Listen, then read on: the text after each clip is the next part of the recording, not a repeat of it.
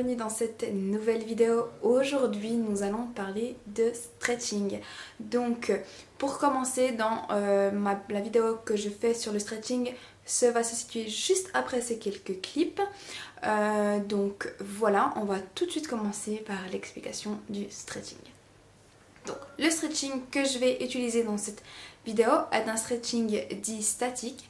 Pourquoi? Tout simplement pour la bonne raison que je tiens chaque position 30 secondes, voire jusqu'à 1 minute, même 2 minutes si tu ressens le besoin, tu peux tenir la position.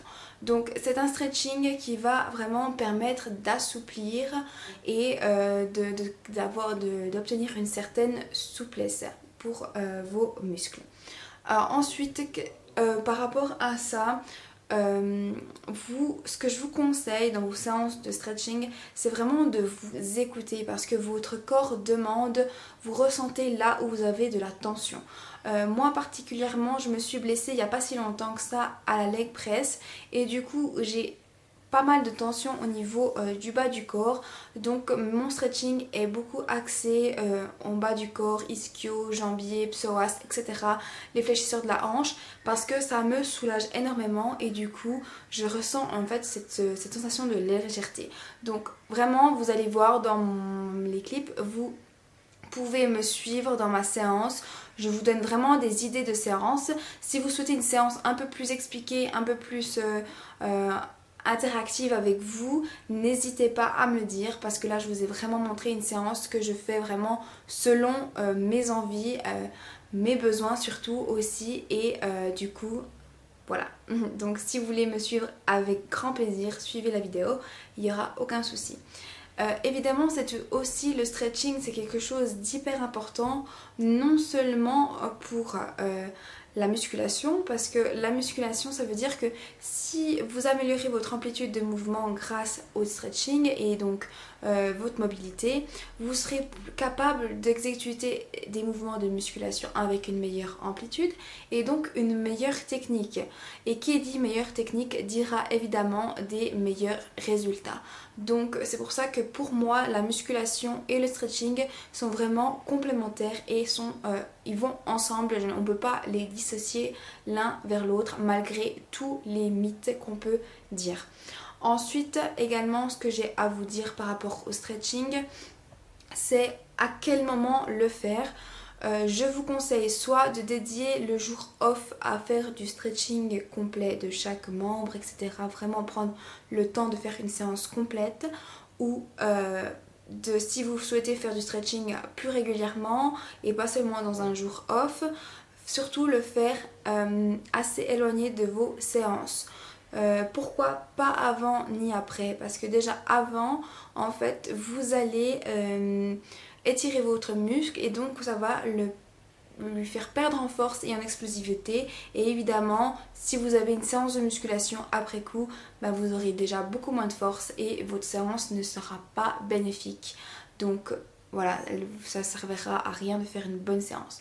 Et ça ne servira pas à rien, mais votre séance ne sera pas aussi efficace que si vous n'aviez pas fait de stretching. Et après, donc vu que vous allez faire déjà une séance de fitness, vos muscles auront déjà été endommagés, donc auront eu des micro-lésions.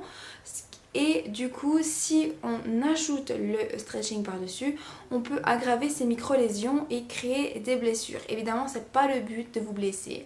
Donc c'est pour ça que je vous conseille de faire ça soit le matin lorsque vous vous réveillez, ou soit le soir, en fait vraiment en dépendant de vos habitudes, mais éloigné de votre séance de musculation. Encore une chose, lorsque vous tenez la position au niveau du stretching, faites attention à ne pas vous faire mal. Évidemment, vous devez sentir un certain inconfort, mais ça ne doit pas être insoutenable ni insupportable parce que si ça risque de vous blesser. Donc quand vous ressentez cet inconfort, vous tenez la position 30 secondes à 1 minute et si vous pouvez aller à peine plus loin, et ben vous allez un peu plus loin et vous retenez jusqu'à que vous ressentez l'inconfort. Ce que je vous conseille également, c'est de bien respirer. La respiration dans le stretching est vraiment hyper importante.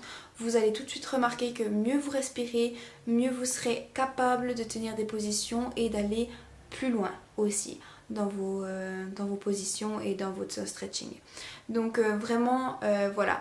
Dans cette vidéo là, j'ai aussi terminé par une petite méditation à la fin parce que c'est une de mes habitudes. Vous n'êtes clairement pas obligé de faire la méditation, mais moi c'est vraiment quelque chose qui me permet de m'apaiser et qui me permet vraiment de m'évader, de faire le calme. Donc je trouve excellent de faire la méditation après le stretching.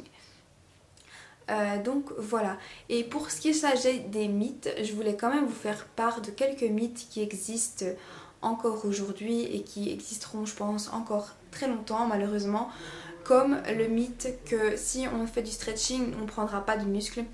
Mais qui a inventé ça? Franchement, qui a inventé ça? Pour moi, la force et la souplesse, c'est quelque chose qui vont ensemble. Donc vraiment le mythe justement numéro 1, c'est que on ne peut pas être flexible en ayant une grande masse musculaire. C'est faux. Vous pouvez très bien être flexible, mais c'est quelque chose qui prend du temps. Donc vraiment commencez par des séances régulières, 2 fois par semaine. Ça va très bien pour le moment, pour le début, et au fur et à mesure réajouter des séances, mais pensez pas que vous ne pouvez pas devenir souple, et surtout prenez le temps. C'est comme la musculation, les résultats n'arrivent pas du jour au lendemain, c'est un processus lent mais qui en vaut la peine, et surtout pour votre bien-être au niveau musculaire, même bien-être je dirais psychologique, émotionnel, etc. Ça joue un rôle parce que ça nous détend, on se sent légère après coup. Donc ça c'était le mythe numéro 1. Et un des autres mythes, c'est que la flexibilité, en gros, si dans votre famille tout le monde n'est pas flexible, vous ne serez pas flexible. Donc non, ça non plus ce n'est pas vrai, tout simplement pour la bonne raison que j'ai déjà dit avant. C'est quelque chose qu'il faut commencer. Évidemment, quand vous commencez le stretching, vous allez sentir cette douleur qui est vraiment inconfortable, mais c'est parce que votre système nerveux n'est pas habitué à ça. Au fil du temps, vous allez vous habituer et ensuite gagner en souplesse, et vous allez voir que quand les résultats arrivent, c'est comme la musculation, on ne s'arrête plus.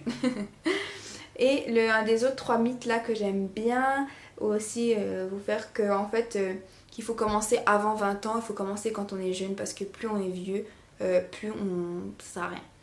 Alors, c'est faux, j'ai commencé la GRS, j'ai fait 2-3 ans de GRS, du coup j'ai commencé ça à 18 ans, 17 ans. C'est pas pour autant que je n'ai pas pu améliorer ma souplesse grâce à la GRS. Donc la GRS c'est de la gymnastique rythmique sportive, mais c'est juste une question que plus vous êtes plus vieux, enfin âgé, plus vous avez moins de collagène en fait, donc moins d'élasticité au niveau des muscles. Donc ça vous prend plus de temps que quand on est jeune, évidemment, de devenir souple. Donc, mais vous pouvez très bien faire de la souplesse, même si vous avez 40, 50, 60 ans. Vous pouvez très bien. La seule chose, c'est qu'il faut y aller gentiment pour ne pas vous blesser, et évidemment avoir une routine et les faire régulièrement. Donc voilà, toutes les explications, j'espère que ça vous aura plu. N'oubliez pas de vous lâcher un petit like et de vous abonner à la chaîne. Je vous laisse tout de suite avec la séance.